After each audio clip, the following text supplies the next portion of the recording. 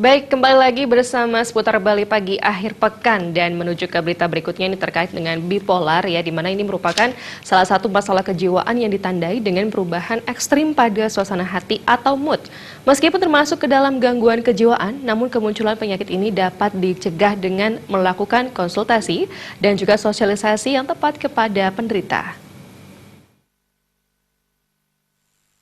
Akademisi Putu Asih Primatanti mengatakan gangguan bipolar adalah kondisi seseorang yang mengalami perubahan suasana hati secara fluktuatif dan drastis. Misalnya, tiba-tiba menjadi sangat bahagia dari yang sebelumnya murung. Nama lain dari gangguan ini adalah manik depresif. Terdapat 2 episode dalam gangguan bipolar, yaitu episode mania dan depresi. Untuk mengatasi gangguan bipolar ini, penderita harus mendapatkan penanganan yang tepat baik secara medis maupun dukungan moral dari pihak keluarga. Primatanti juga menambahkan, gangguan kejiwaan semacam itu sama halnya dengan gangguan kesehatan lainnya yang tentunya butuh perhatian khusus. Penderita gangguan kejiwaan juga butuh interaksi dengan dunia luar, oleh sebab itu peran keluarga sangat dibutuhkan untuk membantu penderita guna melakukan konsultasi maupun sosialisasi. Kondisi-kondisi gangguan di bidang kesehatan mental sebenarnya sama dengan kondisi-kondisi penyakit yang lain.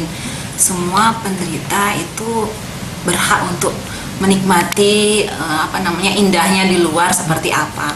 Tapi tentu saja kita bisa melihat sama seperti orang sakit lain, pada saat dia sedang kambuh, sedang kumat, tentu saja tidak kita bawa keluar karena itu beresiko.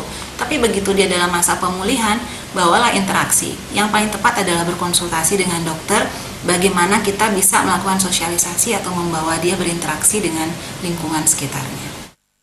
Penyebab gangguan bipolar ini biasanya disebabkan oleh multifaktor, diantaranya terjadi akibat interaksi antara faktor biologis berupa faktor genetik yang diturunkan dan faktor gangguan zat kimia pada sel saraf. Selain itu ada pula yang dipengaruhi oleh faktor psikologis. Darta Bali TV.